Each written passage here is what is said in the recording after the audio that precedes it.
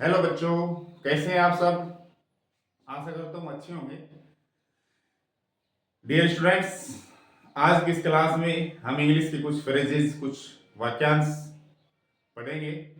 इससे पहले मैं कहना चाहूँगा कि जो स्टूडेंट्स अभी मुझसे जुड़े हैं हाल ही में और जिन्होंने अभी तक अपने इस चैनल को, विजय जहांगीर चैनल को सब्सक्राइब नहीं किया है, तो प्लीज़ सब्सक्राइब करें और ताकि समय समय पर आपको वीडियोस डालने का नोटिफिकेशन मिलता रहे।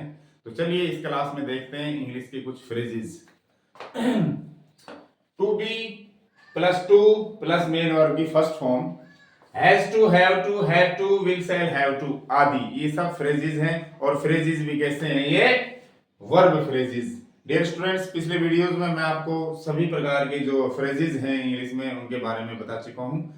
तो ये कुछ फ्रेजेस है जो कि वर्ब फ्रेजेस हैं। इनका यूज हमें कैसे करना है, कब करना है, कहाँ करेंगे, इस क्लास में जानना चाहेंगे हम।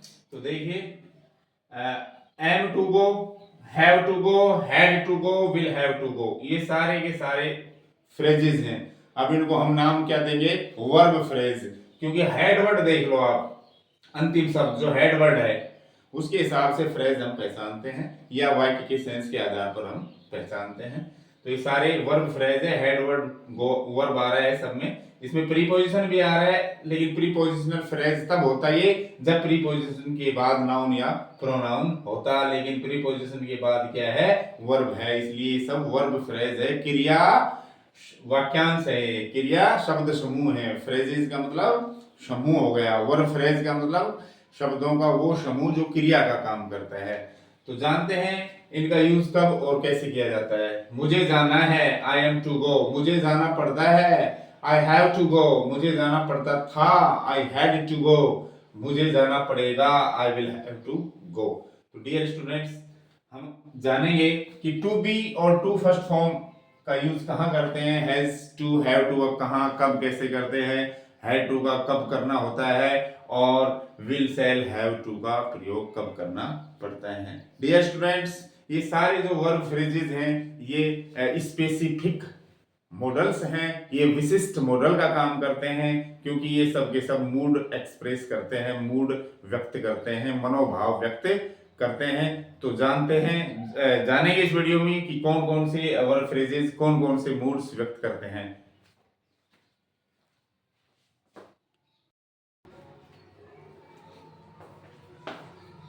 तो चलिए जानते हैं पहला जो फ्रेज है verb phrase, to be plus to infinitive. तो उनसे वाक्य कैसे बनाते हैं, क्यों बनाते हैं, कब बनाते हैं, कौन सा मूड ये व्यक्त कर सकते हैं आदि के बारे में जानते हैं। पूर्व नियोजित कार्य मतलब प्री अरेंज्ड या कहोगी शेड्यूल्ड एक्शंस, जिनकी हमने पहले योजना बना ली है कि हमें उस दिन ये करना है, हमें आज ये करना है आदि, इनको दर्शाने के लिए। दूसरी बात, जब हिंदी वाक्य के अंत में क्रिया का मूल अर्थ है, क्या क्रिया का जो मूल अर्थ है, क्रिया की मूल अर्थ के अंत में ना है, नी है, या भूतकाल की बात करें तो ना था, नी थी आदि आते हैं।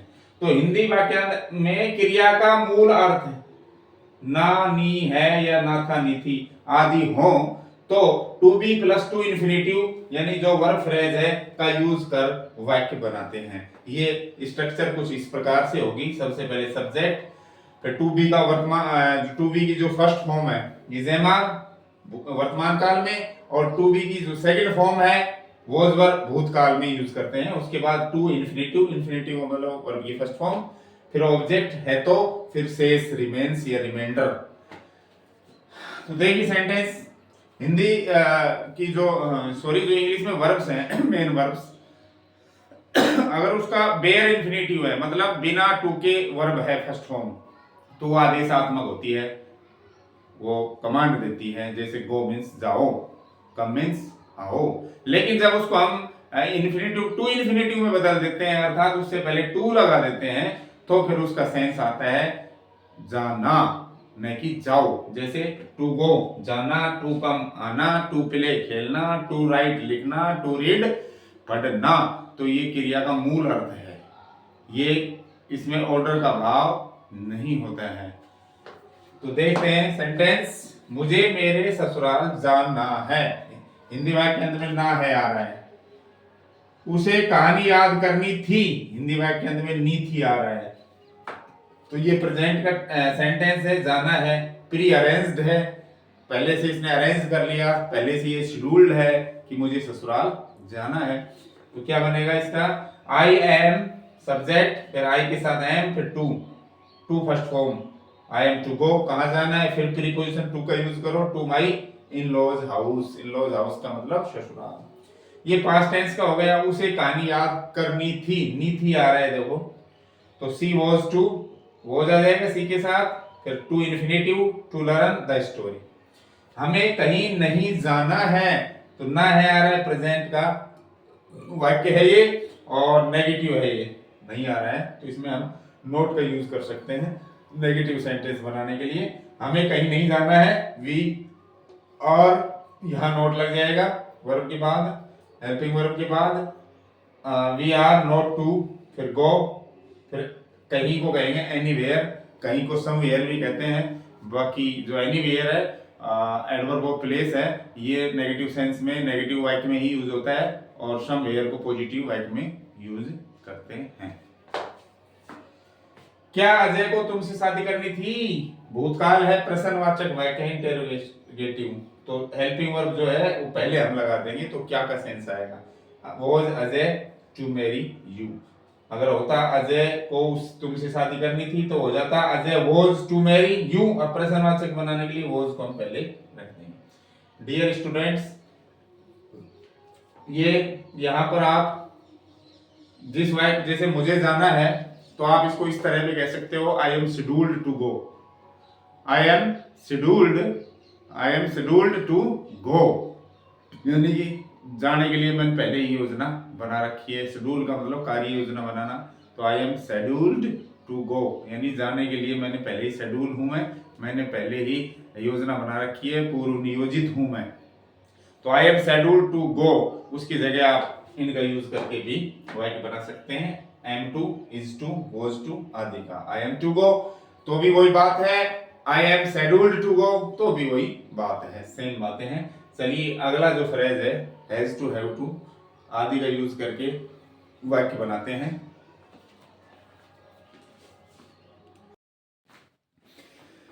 चलिए अगला जो फ्रेज है वो फ्रेज वो देखते हैं, has to, have to, had to, या will have to, shall have to, और वर्ब की फर्स्ट फॉर्म। तो ये फ्रेज कब काम में लेते हैं, जब हिंदी वाक्य के अंत में पढ़ता है, या पढ़ता था, या पढ़ा था, पढ़ेगा आदि फ्रेजेस, आदि वाक्यांश हों, तो has to, have to, had to, will have to, shall have to first form का यूज करके वाक्य बनाते हैं।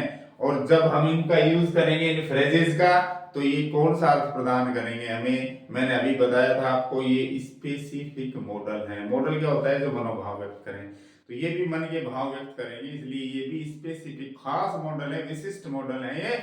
और ये क्या क्या व्यक्त करेंगे, किन किन मीनिंग्स को एक्सप्रेस करेंगे, कंपल्सन मतलब अनिवार्यता या बाध्यता, ऑब्लिगेशन या ड्यूटी का हो, कर्तव्य, दायित्व, या फिर आवश्यकता, नीड, नेसेसिटी आदि मनोभावों को ये व्यक्त करते हैं। डियर स्टूडेंट्स, ये सारे भाव मस्ट मॉडल भी एक्सप्रेस करता है, व्यक्त करता है। तो ये मस्ट मॉडल के ऑल्टरनेटिव्स हैं, विकल्प हैं। जैसे एक सेंटेंस है, I am forced to go, तो फोर्स शब्द से लग रहा है कि मैं मजबूर हूं, मेरे ऊपर बल है, दबाव है। I am forced to go, मैं जाने के लिए मजबूर हूं। एक सेंटेंस है, I am obliged to go, obliged का मतलब ये होगा कि मैं कर्तव्यपरायण हूं, मेरा कर्तव्य है ये क्या, जाना, कि जाना मेरा कर्तव्य है, या कर्तव्य के वशीभूत मुझे जाना है। तो इसमें फोर्स यानी मजबूरी का भाव आ रहा है, और मजबूरी किसी भी कारण से हो सकती है, कानूनी मजबूरी भी हो सकती है, नैतिक मजबूरी भी हो सकती है, या कोई परिस्थितियां वश भी मजबूरियां हो सकती हैं। इसमें कर्तव्य बताया जा रहा है कि ऐसा करना मेरा कर्तव्य है। अगला सेंटेंस है I am bound to go, मैं जाने के लिए बाउंड हूं, बंधा हुआ हूं। कहने का मतलब है इसमें इसको किसी चीज की इसकी आवश्यकता है, वहां जाना इसके लिए अनिवार्यता होगा, नहीं जाएगा तो इसको कुछ नुकसान हो सकता है या इसका कोई कार्य अधूरा रह सकता है। तो ये I am bound to go necessity को व्यक्त कर रहा है, ये दायित्व को व्यक्त कर रहा है, ये मजबूरी को व्यक्त कर रहा है। ये तीनों मूड्स मैंने इसमें आपको बताए हैं और इन तीनों मूड्स को हम एक वाक्य के माध्यम से कह सकते हैं आई हैव टू गो, मुझे जाना पड़ता है। अब जाना पड़ता है इस सेंटेंस में ये तीनों ही मूड्स हैं। आई हैव टू गो कहने से हम सिर्फ कयास लगा सकते हैं कि हो सकता है इसकी कोई मजबूरी हो सकता है इसका दायित्व हो और हो सकता है इसकी कोई नेसेसिटी हो, लेकिन आई हैव टू गो से हम सीधा एक अर्थ नहीं निकाल सकते कि इसकी मजबूरी है, यह इसका दायित्व है या इसकी अनिवार्यता है। यानी तीनों सेंस इसमें मिक्स हैं, तीनों के तीनों जो मनोभाव हैं वो इस सेंटेंस में निहित हैं।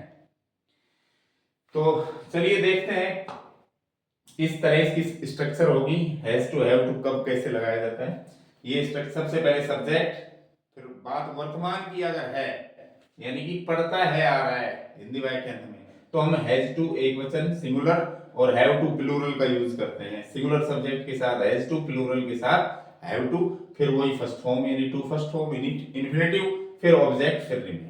अगर भूतकाल की बात हम करें तो हैड टू का यूज करना होगा और अगर भविष्यकाल की बात हम करें तो विल या शैल हैव टू यूज करेंगे। शैल जो है वो ब्रिटिश इंग्लिश में ज्यादा फॉर्मल है, फॉर्मल ब्रिटिश इंग्लिश में यूज करते हैं इसको शैल, लेकिन विल जो है वो ज्यादा एडवांस है, मॉडर्न है, इसलिए आप शैल को छोड़कर केवल विल भी यूज कर सकते हैं और शैल भी करेंगे यूज जैसे आई और वी के साथ, तो भी वाक्य अपना ग्रामेटिकली करेक्ट होगा। बाकी सबके साथ विल या फिर सभी के साथ विल भी आप यूज कर लेंगे ताकि उसमें और सर्टेनिटी का भाव और निश्चितता का भाव बढ़ जाएगा। तो प्रेजेंट, पास्ट और फ्यूचर किसी भी टेंस में हम ये मनोभाव व्यक्त कर सकते हैं। जहां मस्ट यूज करते हो आप वर्तमान में और भविष्य का सेंस देने के लिए, वहां पर हम हैज टू, हैव टू या विल शैल हैव टू का यूज करते हैं, लेकिन मस्ट के स्थान पर भूतकाल में मस्ट का यूज होगा नहीं और वहां हैड टू यूज करेंगे। उसी मस्ट वाले सेंस को भूतकाल में व्यक्त करने के लिए हम हैड टू का यूज कर सकते हैं। मुझे स्कूल जाना पड़ता है, देखिए ता है प्रेजेंट की बात है तो आई सब्जेक्ट हो गया, आई के साथ हैव टू और फर्स्ट फॉर्म जाना गो और स्कूल फिर टू लगेगा, I have go to school, मुझे स्कूल जाना पड़ता है। इसको आप इंटरोगेटिव भी बना सकते हो, हैव टू को पहले लगा लो, टू को हैव को पहले लगा लो, have I to go, have I to go to school, क्या मुझे स्कूल जाना पड़ता है। इसको आप नेगेटिव भी बना सकते हो। अब नेगेटिव के लिए आपको प्रेजेंट में डोंट या डजंट यूज करना पड़ेगा, डोंट या डजंट।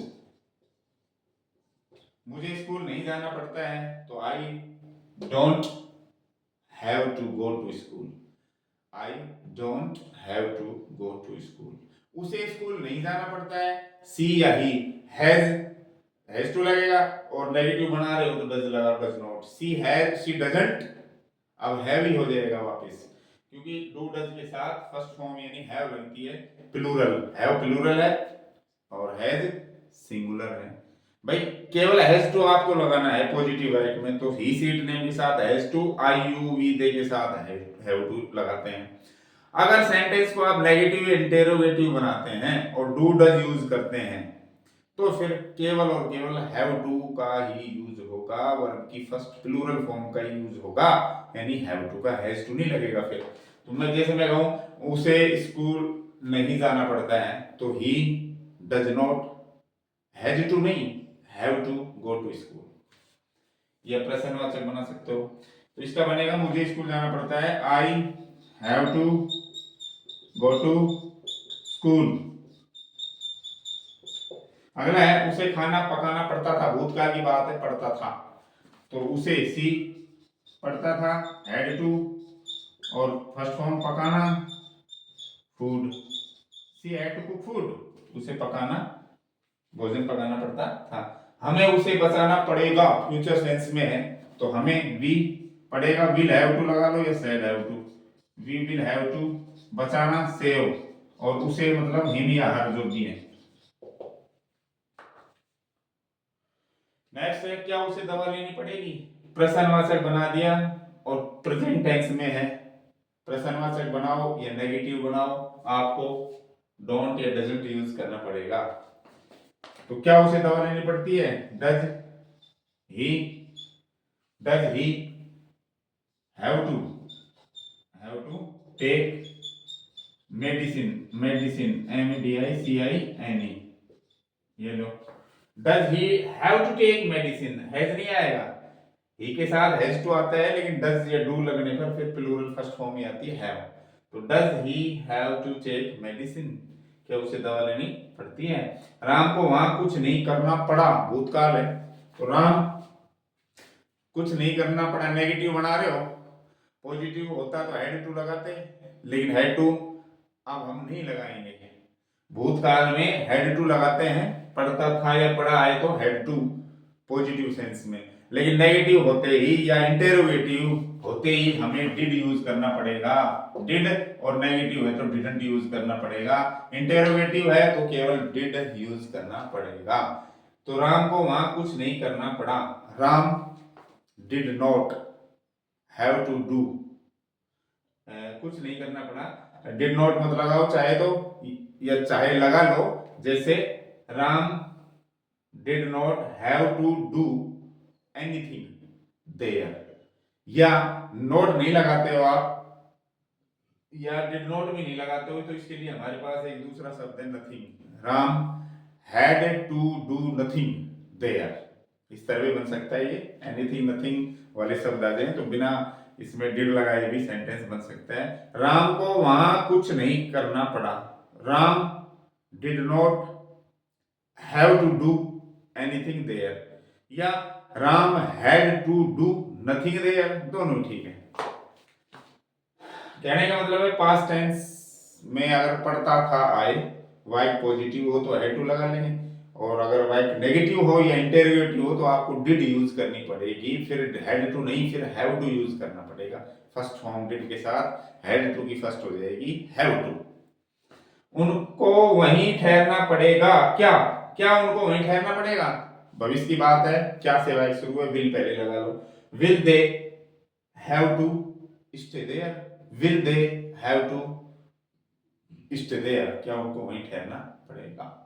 तो डियर स्टूडेंट्स, ये थी अपनी कुछ एक्सप्रेशंस जो कि अपने कंपल्सन, नेसेसिटी, ऑब्लिगेशन आदि भावों को ये व्यक्त करती हैं।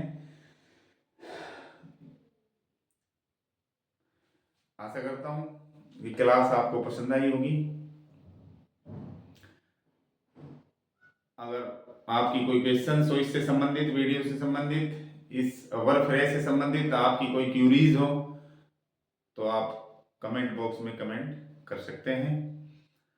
और वीडियो को देखने के लिए धन्यवाद। आपका दिन शुभ हो।